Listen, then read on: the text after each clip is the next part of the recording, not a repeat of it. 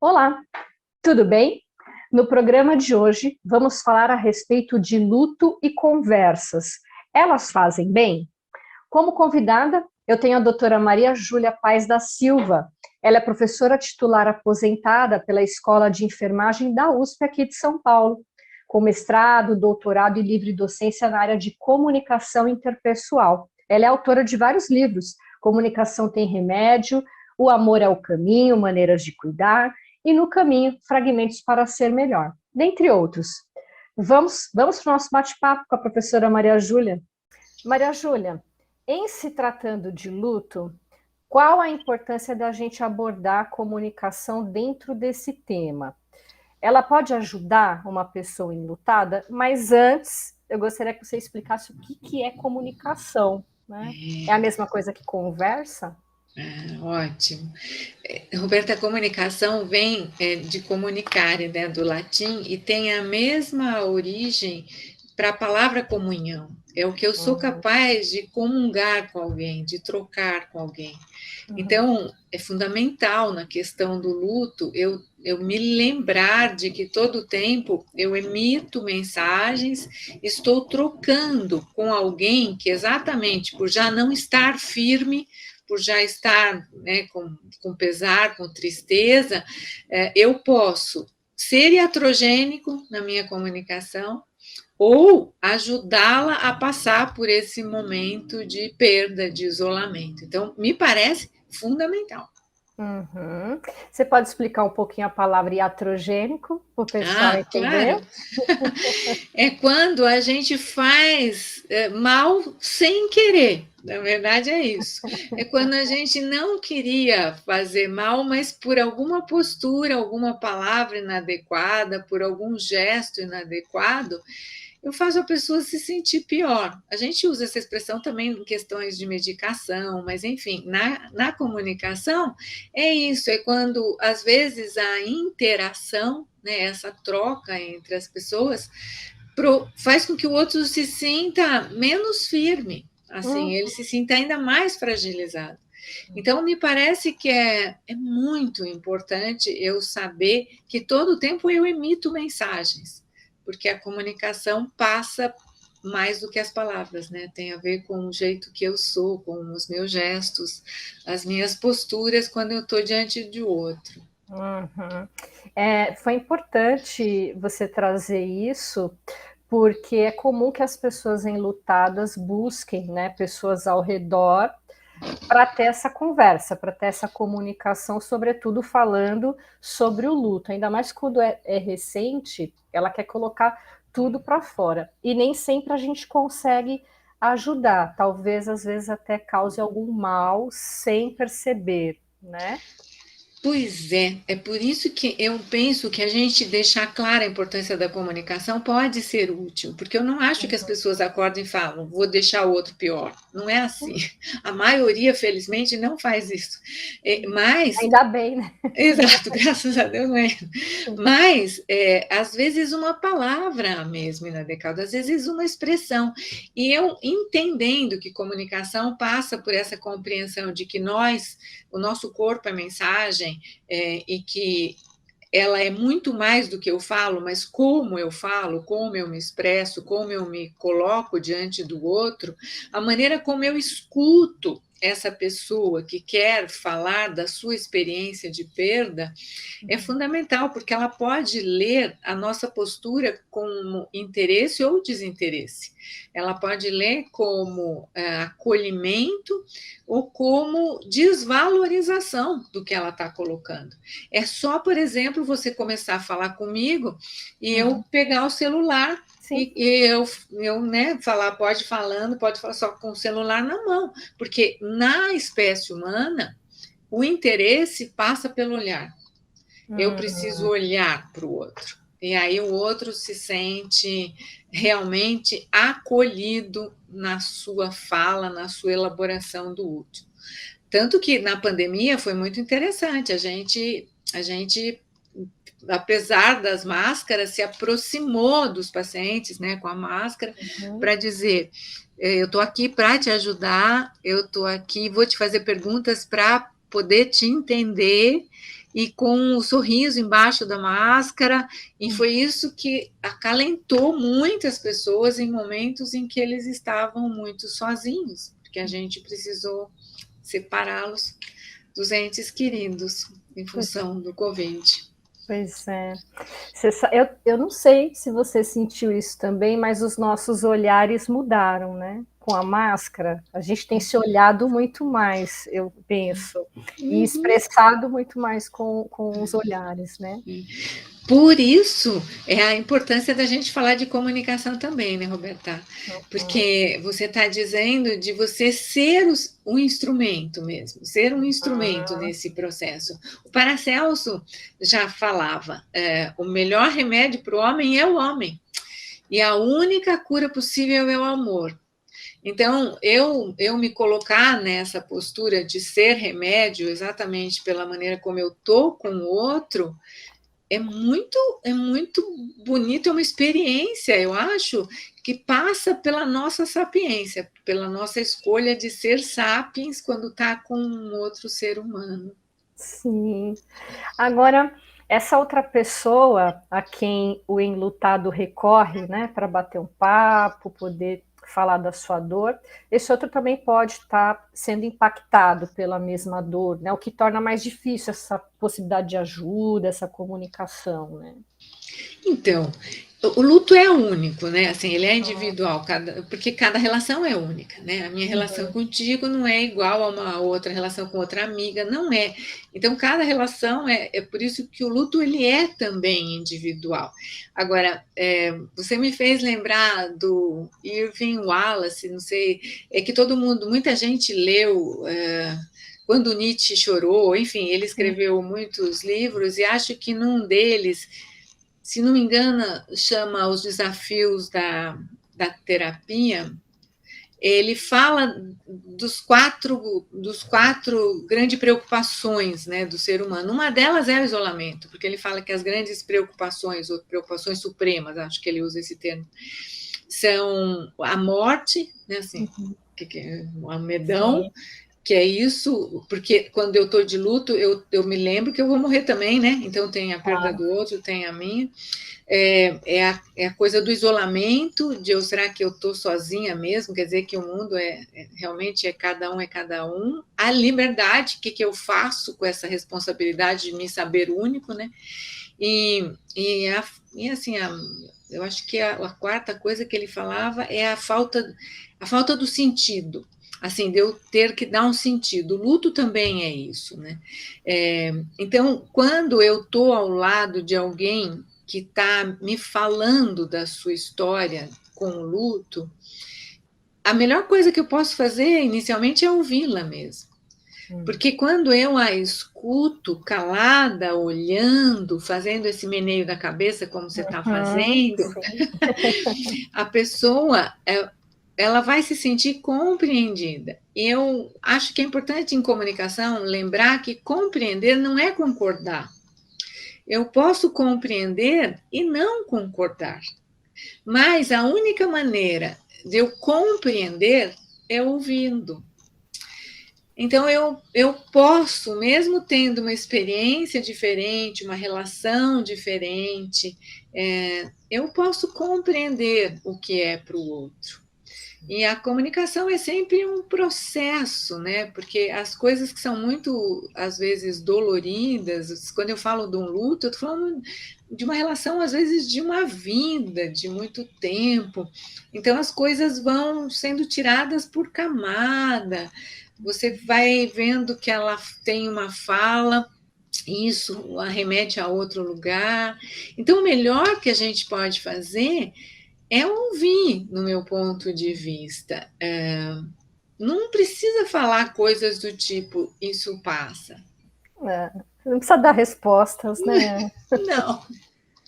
Aliás, eu acho que se a elaboração é individual, a gente pode levantar questões, mas sem resposta, né? A gente pode ir abordando aspectos, como a gente está fazendo, uma conversa. No sentido de realmente uma troca verdadeira. Você perguntou de conversa, eu acabei não falando, né? Sim. conversa, ela é tida, na forma como a gente usa a palavra, de uma maneira mais superficial. A gente usa muito essas expressões, conversa fora, conversa fiada. Então, ela acabou ficando num lugar mais superficial, Tá. sem o sentido da interação. Não que seja errado você falar, mas eu preciso me lembrar que na nossa cultura eu uso muitas expressões negativas quando a gente fala de conversa. Ah, foi só uma conversa, como se fosse uma coisa superficial, foi só. Né, assim, às vezes essas conversas marcam, né? Essas Pois conversas é. marcam. Eu diria que sempre. Se você estiver bem atento, assim, eu acho que sempre, né? Não passa liso. Não, não tem como, né? E você poderia dar alguma dica para pessoas que querem ajudar outras que estão em luto, no que se refere à comunicação, ou essa conversa mais qualificada, né? Não só uma conversa, mas essa conversa mais atenta. Tá. Então, se eu sou mensagem, falando ou não falando, a gente pode pensar em todas as dimensões dessa troca. Então, desde a escolha das palavras até o tom de voz com que eu uso as palavras, lembrando que quando as pessoas estão mais fragilizadas, um tom de voz alto pode soar agressivo, mesmo que não seja a minha intenção primeira. Então, eu ser cuidadosa no tom de voz que eu utilizo, assim como eu olhar para a pessoa mesmo, assim, insisto na questão do olhar, da mesma maneira que eu acho que ouvir, fazendo meneios positivos com a cabeça, significa estou te ouvindo. A direção do corpo é importante. Imagina se a gente estivesse conversando e eu estou te ouvindo, ou eu posso até estar falando, mas olhando para uma outra coisa, para uma outra direção.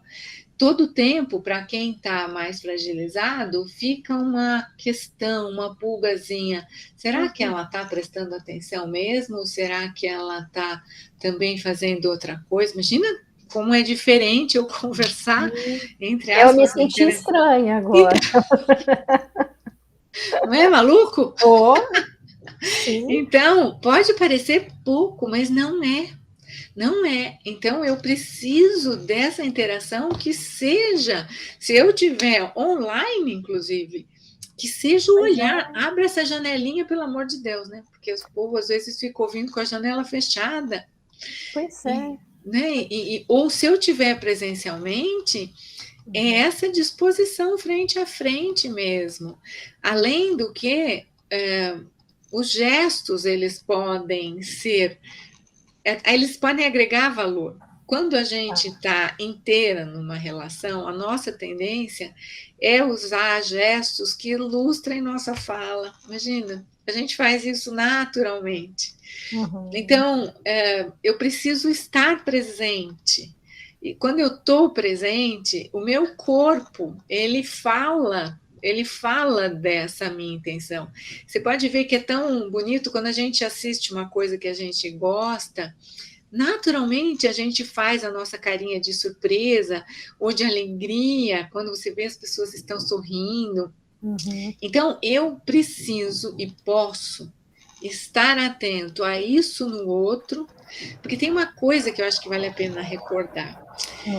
As emoções, elas são expressas de forma bastante semelhante nos seres humanos. Eu tenho diferenças de intensidade, mas não a expressão, a pureza da expressão. Por exemplo, se eu gosto, meu olho brilha. Meu olho brilha. Eu não estou nem falando só do sorriso, mas é essa emoção que vem e que é como se você recordasse que a vida é bonita. Sim. Então, é porque é bonita. Sim. E aí o olho fica brilhante, porque vem de dentro. E o outro reconhece porque ele é humano. Do mesmo jeito que quando eu faço carinha de tristeza, o outro reconhece porque ele sabe também o que é a tristeza, que é esse olhar mais cabisbaixo, que é essa resposta monossilábica, Sim. e muitas vezes o choro. Para vocês terem uma ideia, Tem uma pesquisa muito legal que foi feita com crianças que nasceram cegas. E a gente aprende por imitação, né? Os seres humanos Sim. aprendem imitando. Por isso que é bom ficar perto de gente boa. Opa, com Porque certeza. deixa eu ver como é que a pessoa faz. Mas quando se percebeu o desenvolvimento dessas crianças ao longo do tempo, mesmo elas nunca tendo olhado um outro rosto humano, se viu que assim, elas, quando ficam tristes, elas também choram. Quando elas têm vergonha, isso também é bem legal, porque às vezes no processo de luto vem tantas emoções. Sim. A vergonha, a gente desvia o olhar, a gente abaixa a cabeça. As pessoas cegas, Roberta, que nunca enxergaram, também abaixam a cabeça. Olha que Desviam o louco. olhar, são cegas Desvia e o desviam o olhar. olhar. Não é incrível? Emoções básicas humanas, né? Emoções básicas. Então, se eu quero ser remédio, né, nessa situação de luto, eu posso e devo estar atenta às expressões do outro e às minhas. E às minhas, porque assim o outro se sente compreendido. E eu posso falar. Eu tô vendo que isso te entristece. Eu posso falar esse tipo de coisa. Eu posso falar. Eu sei que isso pode parecer duvidoso, porque eu posso perceber a dúvida na cara das pessoas, né? A dúvida é uma expressão também básica, é a coisa do levantar mais a sobrancelha, muitas vezes inclinar lateralmente a cabeça. É tão bonito a gente saber essas coisas, porque muita gente fala, não sei o que fazer, né? Não quero nem ouvir porque não sei o que fazer. Vai lá, É fica possível junto. aprender, É então. lógico, claro. Até porque todos nós perdemos ao longo da vida. Ou seja, a gente pode aprender com o outro. Aliás, isso é uma das coisas bonitas do ser humano, né? Como a gente aprendeu e desenvolveu a linguagem, o Homo sapiens desenvolveu a linguagem, a gente pode aprender com a experiência do outro. Então, eu posso sim aprender essas coisas para depois, quando chegar a minha vez de ser remédio, eu estar mais capacitada para poder acolher esse momento, né? Sim. Poder não ser Poder de fato atrochente. ajudar, né? Não seria atrogênico, verdade. Bom, muitas pessoas se fecham, né? Então, de um lado, a gente tem quem quer falar e busca alguém para escutar, e outras se fecham, né? E não querem falar dessa dor. Essa comunicação, né? Ou essa conversa mais profunda e atenta, ela é importante para a gente poder lidar com o luto. É isso, eu respeitar o tempo das pessoas. Antes a gente achava que tinha um tempo, né? Que luto durava, sei lá quanto tempo. Hoje a gente já sabe que não é assim. Então, eu posso respeitar, mas eu posso continuar tendo gestos de acolhimento. A pessoa não quer falar, mas eu posso dizer para ela: a hora que você quiser, eu posso te ouvir. Eu posso falar isso. Eu posso muitas vezes falar isso para que ela realmente tenha um momento em que ela se sinta livre, eventualmente, para falar. Eu posso ter gestos carinhosos do tipo oferecer algo bonito que eu tenha visto, que eu tenha lido, que ache que possa ser útil para ela. Tem tanta coisa bonita em áudio, em vídeo, tem tanta poesia bonita. Eu falo de poesia porque poesia tem tanto a ver com a alma, né? Com essa linguagem que vai mais direto à nossa alma. E às vezes é uma forma de ajudá-la a lentamente ser capaz de elaborar, porque eu acho que a elaboração é fundamental para ir adiante, para viver com essa perda, né? Para aprender a viver com. Mas eu não tenho que ficar falando fale agora, eu posso falar coisas do tipo, bom, eu continuo disponível, né? A hora que você quiser conversar, eu vou gostar de estar com você. E isso tem que ser verdadeiro mesmo, a pessoa tem que sentir que você se cala, que você se cala para ela poder verbalizar toda essa angústia, né? Todos esses sentimentos que vêm junto com processos de perda. Sim, é ter essa amorosidade, né? Saber que, bom, eu também sinto dor em relação a isso, mas essa pessoa que está perto de mim me parece sofrer muito mais. Eu vou ajudar. E não preciso trazer respostas, né? Querer solucionar o problema, porque não tem uma solução prévia ao problema, né? Não, não, e é isso, assim, é por isso, quando eu falei, né, cada processo é único, porque as relações são únicas. Não adianta falar, eu também perdi meu pai, ou eu Parece também. cobrança. Ah, mas eu E também perdi meu pai, é uma cobrança. isso, né? E assim, e isso, não, eu não tenho essa solução. Eu não tenho. Veja, quando eu usei a expressão do Paracelso, né, que o melhor remédio para o homem é o homem, eu acho tão lindo, porque quando eu ministro, assim, quando eu administro remédio para alguém, o processo continua sendo do próprio corpo. É por isso que tem gente que toma remédio e sara, e tem gente que toma remédio e não sara. Ou seja, o processo continua interno. Continua sendo a pessoa que faz a elaboração, né? Isso é tão bacana da gente sacar, né? Porque você fala assim, não, o antibiótico funcionava, né? Todo mundo tomou antibiótico, por isso que eu não posso soltando receita loucamente aí para, eu tomei e foi bom, não sei o quê. Não, não é bem assim, gente, não é bem assim. Mas eu posso, eu acho tão bonito isso, porque eu acho que é a oportunidade da gente ser o nosso melhor, sabe, Roberta? É quando a gente consegue, além do umbigo, e passar mesmo a se ocupar ou estar atenta a um outro que, no fundo, também acrescenta, né? Porque é muito legal. Quem é da área da saúde sabe que a gente é muito privilegiado por aprender com as experiências dos outros. Quando você é muito jovem, né? Eu pensava, vou passar por tudo, quero experimentar tudo. Imagina que eu quero experimentar tudo, tá louco? E assim, é tanta coisa que você vê, e como eu sou grata a essas pessoas que me fizeram, por tabela, experimentar coisas sem ter que passar por elas diretamente, né? Então, eu acho que a gente pode Estamos usar esse vivendo o momento. luto, então, agora, junto com essas pessoas que estão Com em luto. certeza.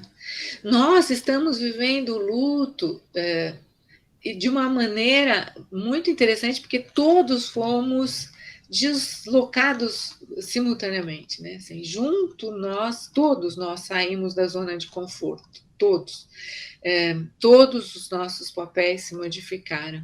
Então, nós estamos vivendo um luto de uma vida que não será mais a mesma, porque todos temos cicatrizes a partir dessa experiência. Então, é um privilégio quando a gente amplia a nossa escuta para que a gente não se esqueça de tudo que está aprendendo. Às vezes a pessoa fala pós-Covid, eu falo não, é com o Covid, né? Assim, é claro Não que vai existir esse não pós-Covid, né? é, Não é exato. pós, né? Não é. É a partir dele. Mesmo Sim. sendo tomando vacinas periódicas, mas é uma experiência única, é uma experiência única. Então, eu acho espetacular você estar criando esse espaço para discussão do luto, porque é disso, nós estamos falando de cada um de nós, em diferentes situações, mas não vai, aquele lá já foi, né? Já foi. Professora Maria Júlia, muito obrigada, viu, por todo esse conhecimento. Imagina, querida, foi tão rápido, né? Quando a gente gosta, Sim, quando gosta, sabe? Eu acho mesmo que quando eu comecei a estudar comunicação, né? Uma das coisas que eu entrei em contato foi com a Margaret Mead, né, que é uma antropóloga que ela, porque dentro do estudo da comunicação a gente fala dos espaços pessoais, que é essa maneira como eu me aproximo do outro para poder tocá-lo de maneira afetiva, se ele quiser, né? claro. Se ele quiser, atento às reações que ele tenha de defesa, que pode ser um afastamento, pode ser um virar o rosto, vale a pena essa dica. E a Margaret Mead, ela foi questionada por que foi o Homo sapiens que evoluiu. A gente tinha concorrentes, né? Homo erectus, Neandertal. E ela levanta como hipótese duas coisas, bem rapidamente. Ela fala que encontraram um osso soldado, ou seja, alguém não. Porque quem quebrasse a perna, imagina, era um fêmur, quem quebrasse a perna naquela época é quem ia virar comida, né? Porque se quebrou a perna, você ia ficar para trás, os mamíferos iam te comer. Ela diz: não, alguém se preocupou com alguém que quebrou a perna, não deixou essa pessoa para trás, e essa pessoa morreu depois, bem depois, com um osso soldado. Então ela diz, é quando a gente foi capaz de olhar além do umbigo, de perceber um outro e entender que juntos somos mais fortes. E a segunda questão, que inevitavelmente fala a favor do porquê que a gente pode e evolui, é exatamente esse aprendizado da troca, da comunicação. Eu ser capaz de agregar, trazer o outro para mim, no seu aprendizado, para que eu cresça nessa troca. Então é isso que eu desejo, que a gente não fuja das trocas, que a gente cresça com elas. Além de vida longa para todos nós. Claro. Professora, é sempre muito bom trocar com você. Muito bom, obrigada. Viu? Obrigada.